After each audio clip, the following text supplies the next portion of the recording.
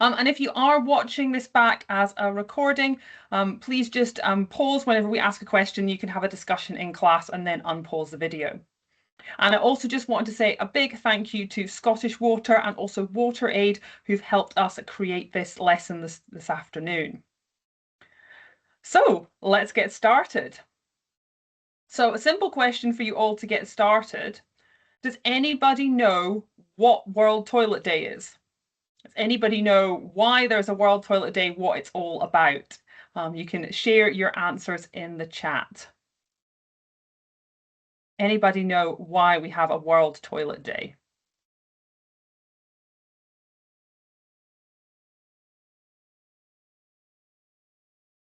We've got some answers coming in. Celebrate toilets.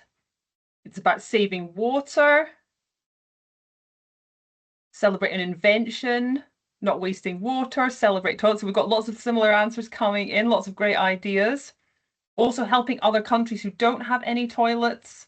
Celebrating the freedom of having a toilet. Some people don't have toilets. Right to having clean water and sanitation. We've got some fantastic answers already. Brilliant. And I think you've already got lots of great ideas of the things that we're going to be covering this afternoon. So we'll always need the toilet, and there's something that maybe we don't talk about very often, but we always need to go to the toilet. And this has been a United Nations International Day since 2013. And we're raising awareness of a large number of people in the world who, like a lot of you have said, don't have access to clean, safe toilets. And so lots of people are living, unfortunately, without access to toilets, or they're not living without access to safely managed waste disposal as well. So we should celebrate how amazing toilets are, like so many of you have said. So that's what we're going to do today. We're going to celebrate how amazing toilets are and also learn a little bit more about them.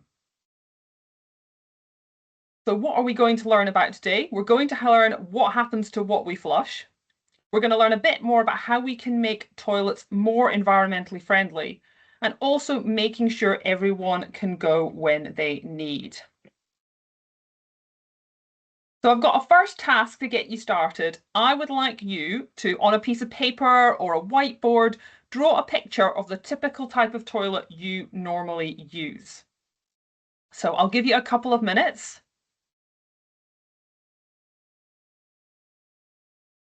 So get a piece of paper or a whiteboard, and I'd like you to draw a picture of the typical type of toilet you normally use. Just a simple picture, doesn't need to have to be anything too elaborate.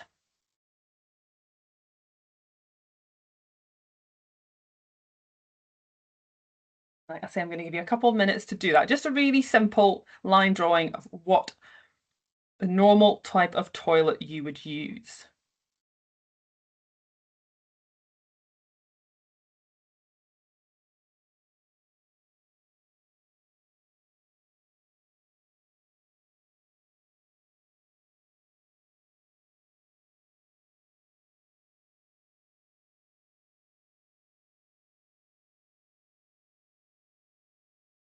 And teachers, maybe you could just let me know in the chat just when most people have finished just their doing their basic drawings, just so I know where everybody's up to.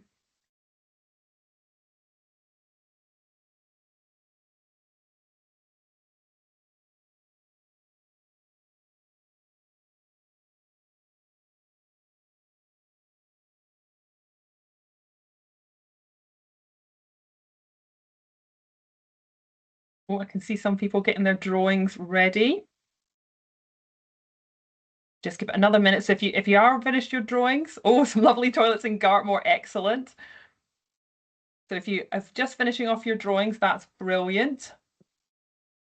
So don't worry if you've not got them perfect. I just want you to have an idea in your head what a toilet looks like. Oh, Ms. Goldie there sent an excellent picture of a toilet. So let's have a look. Have a look at your pictures of your toilets. And have a look at these pictures and have a look and see. You don't need to share this in the chat, but just have a look and compare yourself. Which looks of these looks like the toilet that you drew? I'm guessing that probably most of you draw something that looked like this picture in the bottom left of a kind of plain, simple toilet with a block at the back, which is called the cistern, and a toilet seat there. And you might find, so if we look at what other countries' toilets look like, so some toilets have a lot more features. So this one in the middle is a Japanese toilet, and a lot of those have heated seats and water jets to clean your bottom after you finish going to the toilet.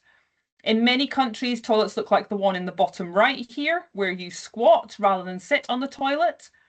And unfortunately, as a lot of you pointed out at the start, in a lot of the world, clean, safe toilets are not available and people have to go to the toilet outside.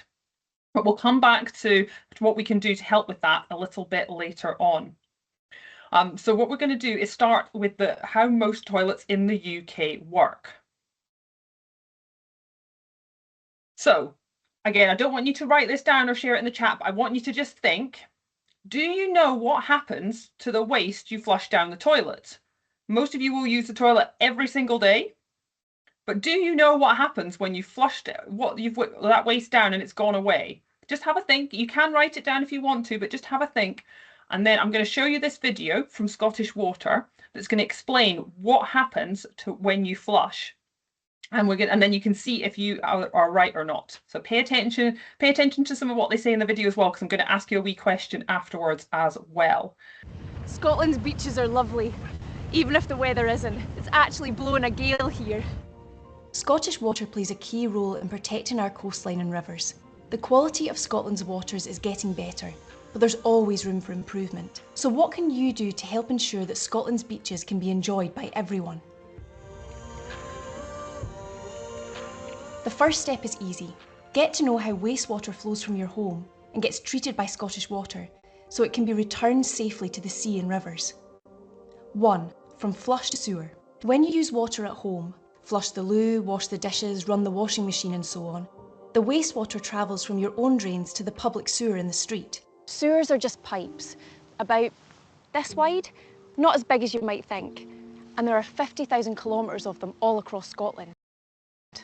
2. From sewer to treatment works. Rainwater from roofs and roads also runs into the same sewer. That's why it's known as a combined sewer. All this wastewater flows together to the treatment works, where we screen out all the things that shouldn't be flushed and organic material settles as sludge.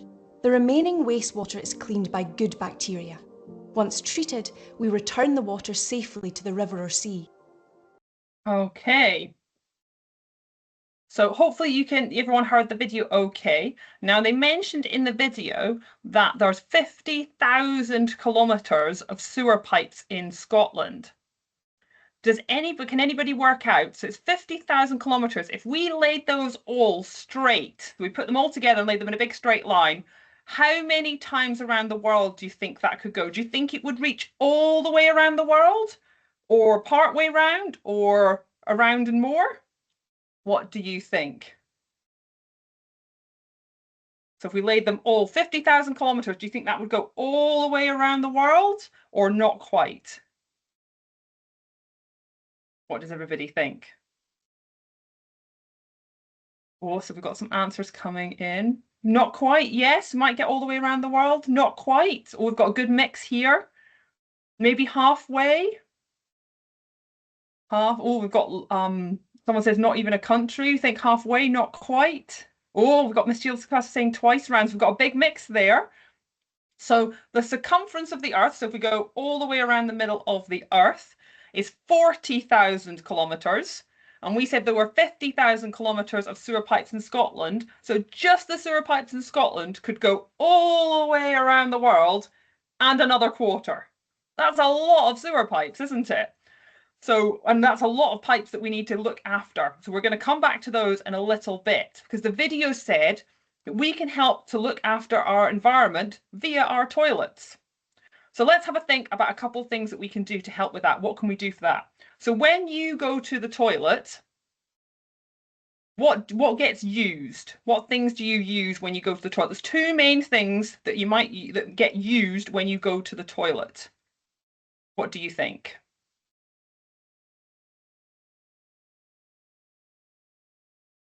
Some answers coming in.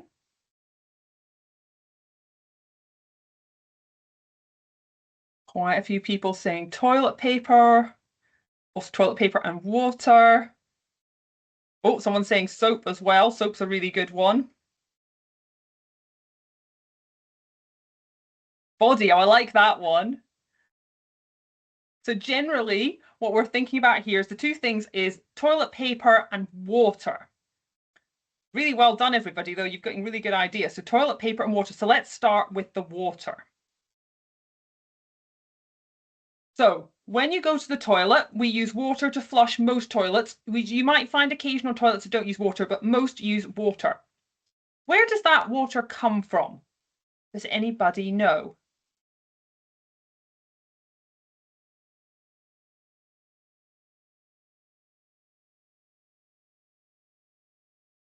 What kind of water do we use? Yeah, the sea or sky, oceans and rivers. Yeah, absolutely. So we get the water from reservoirs or the ocean and the sea, but the water that we use to flush our toilets is the same water that comes out all of the taps in our house. So the water that we're using to flush the toilets is actually made safe for drinking. So it's really good quality water, and we're just using it to flush the toilet. So we want to make sure that we use as little of it as possible. Does anybody know what we could do to reduce water use in toilets? Has anybody seen anything that we could try?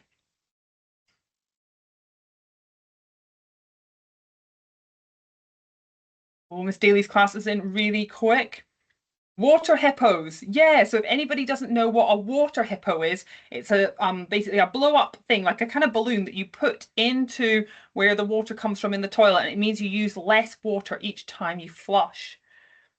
And some people saying press the smaller button. Yes, so we might have something that looks like this. So quite a few of you might have toilets where you've got a small flush if you just have a pee, so you use less water, which is great. I'm just seeing what else. Don't flush as often. So yeah, it might be that it's quite good if you've only had a pee that you don't need to flush the toilet every time. And someone's taking water from rivers in a bucket or hoovers. Oh, I love that idea. So yeah, thinking about where we could maybe try and get water from elsewhere. So maybe using rainwater rather than clean drinking water. You guys have got some brilliant ideas. So what I want you to do is keep those ideas, because after the lesson, there's a challenge for you to design your own toilet that uses the smallest amount of drinking water possible. So keep those ideas with you, and I want you to try the challenge after the lesson and see if you can design your own toilet that uses as little water as possible. So the other thing that you said we use when we go to the toilet is toilet paper. So a lot of you probably, if I asked you, how do you clean your bum after going to the toilet? Most of you, I think, would probably say that you wipe your bottom with toilet paper or maybe with kind of wet wipe type things.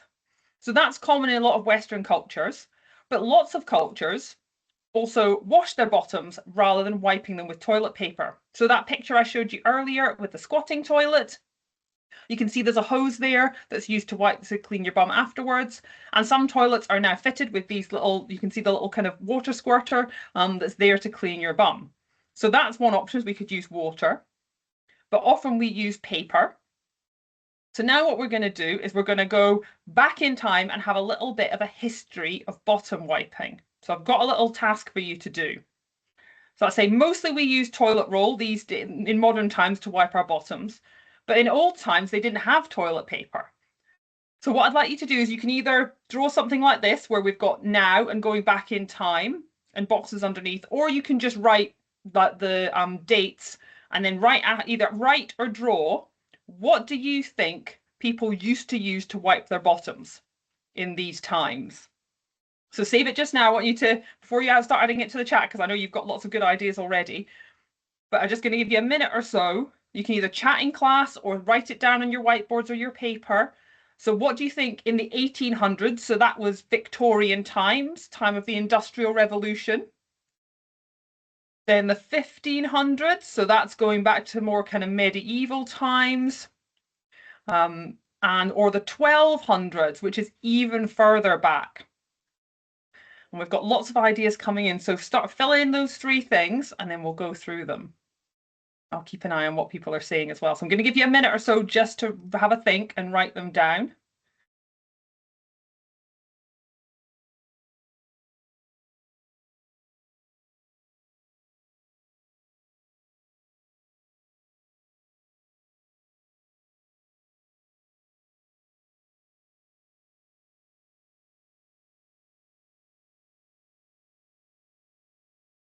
Oh, we've got lots of brilliant ideas coming in. I'm just going to give you another wee second.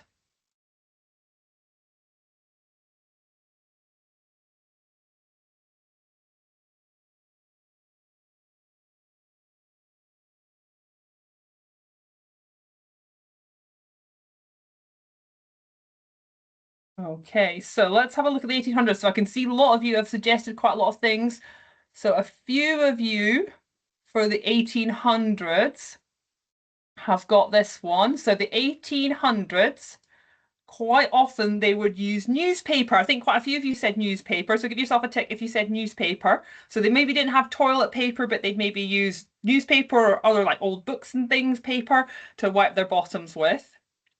If we go back to the 1500s, now I don't think I've seen anybody, I'm sorry if I missed you, I don't think I've seen anybody say some of the things they used in the 1500s. So I've got two things they used to use in the 1500s. They probably use some of the things that you've suggested as well. But two of the things, if you were a bit posh, then you might use goose feathers to wipe your bottom. Imagine using goose feathers to wipe your bottom. And some people also used oyster or mussel shells, which I think sounds really quite sore, and I don't think I'd fancy that one. But they had actually used to use oyster or mussel shells to scrape their bottoms. And if we go all back to the way to the 1200s, I've definitely seen a few people have said this, or it's very similar. They might have used moss or leaves as well. Quite a few people said leaves, so the kind of things that were most to hand to them in the natural environment. So that's what people used to use to wipe their bottoms. Nowadays, we use lots of paper, and quite a few people earlier on also mentioned wet wipes. So a lot of people nowadays are using these kind of wipes, and what can happen is those aren't meant to go in the toilet. And if the wrong thing goes down the toilet, like wet wipes and like other things, so if you're pouring fat in your kitchen down the sink, other things that shouldn't go down the toilet, we can get things like this. So these are not very pretty images, I'm afraid. These were very kindly sent to us by Scottish Water. So these are pictures of things that they've found in Scottish sewers. So you can see the picture on the left is looking down into a sewer pipe, and then the other pictures are things that have been pulled out. And you can see there's a lot, so especially that picture on the right on the grass, there's lots of kind of congealed up wet wipes, and particularly when it gets mixed with things like cooking fat, it really blocks pipes. So we definitely never want to put wet wipes down the toilet. So if we don't, the easy way to remember what should you put down the toilet is there are only 3 things that you should ever flush down a toilet. Can you tell me what the 3 things are? And they all begin with P. That's a wee clue. Oh, and I've got a question there. Is cereal bad to put down the toilet? Yes. Definitely don't put any kind of food and things down the toilet. You should put those in a bin instead. Oh, and I can see we've got some kids, a lot of children who are very ahead of us today. Already know this one, which is excellent. The Scottish Water are really keen that everybody knows all about this. Oh, and we've had a couple of ones come up as well, which are an interesting one. And a lot of excellent emojis as well, I can see. Well done to everybody who said pee, poo, and paper. Now, a couple of people did say puke or vomit. So I think there is general suggestion that it's not ideal, but also if you're feeling ill, there's probably not a lot that you can do. So ideally not, but understand that also that's not always possible, and sometimes that's just what has to happen. I've also had a really great question from Mrs. Morrison's class about biodegradable wipes. Now, unfortunately, there are a lot of wipes that are labeled as biodegradable, and they will break down in the environment eventually. But even though they will break down, they take a lot of time. And also the environment in a sewer isn't a great place for wipes to be broken down.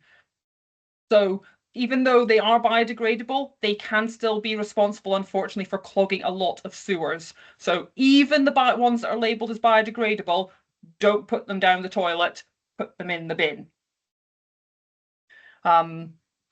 So pee, poo, paper, that's your lot. Make sure that's all you're putting down the toilet, and that will keep all of our lovely 50,000 kilometres of sewer pipes nice and clear and working.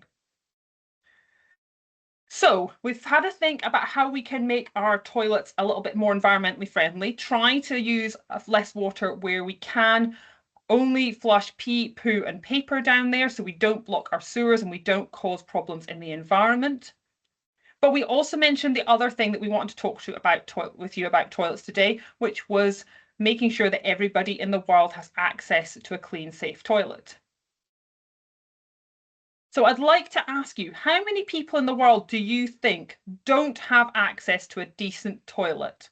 And these are numbers that come to us from WaterAid. So thank you to WaterAid for supplying the numbers for this.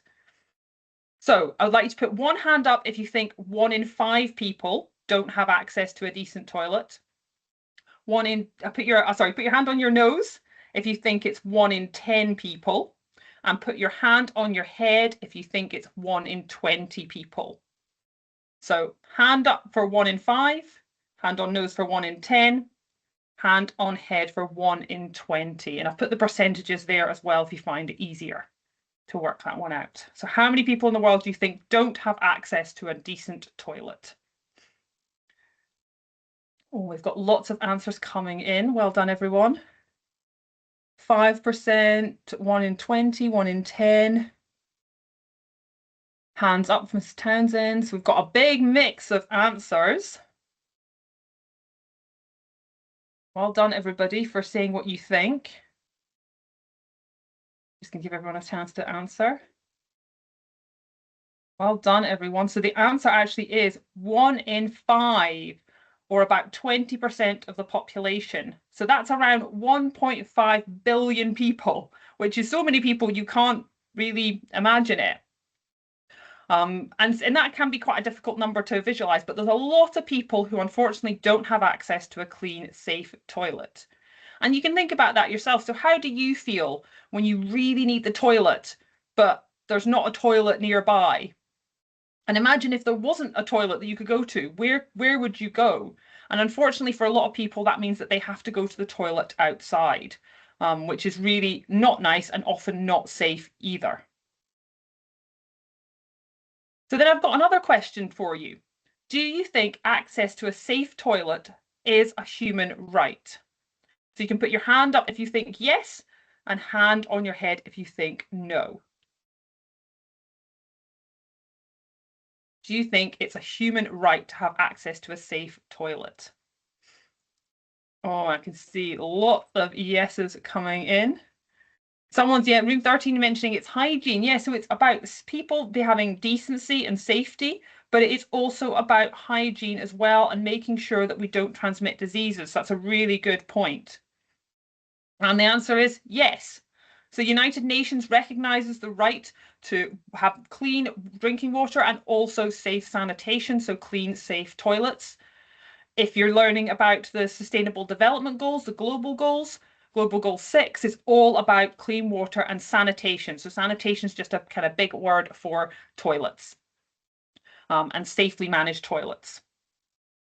And also, if you're doing anything on the Convention of the Rights of the Child, the UNCRC, so children's rights, so Article 24 of that one is that governments should make sure they provide clean water, nutritious food, and a clean environment. So this is something that's your right. So it's about all humans and children as well, that children count and they've got their own special right to this as well. So if you think you'd like to do something to help with having access to clean, safe toilets, you could try and raise money for WaterAid. So WaterAid is a charity, and since 1981, they've helped nearly 30 million people get access to decent toilets. And they could help a lot more with your support. So for World Toilet Day, if you want to do something to try and help people have access to clean, safe toilets, you could maybe have a bake sale, a no uniform day, do a little sponsored event, just do a little fundraiser and raise money if it's something that you feel that you're inspired to do to want to make a difference. So today we have learned that it's a good idea to save water when we go to the toilet, to only flush the 3 Ps, pee, poo and paper, and support water charities where we can. I can see I've got a question coming in as well from Mr. Hyman's class saying, why do we wash our bum?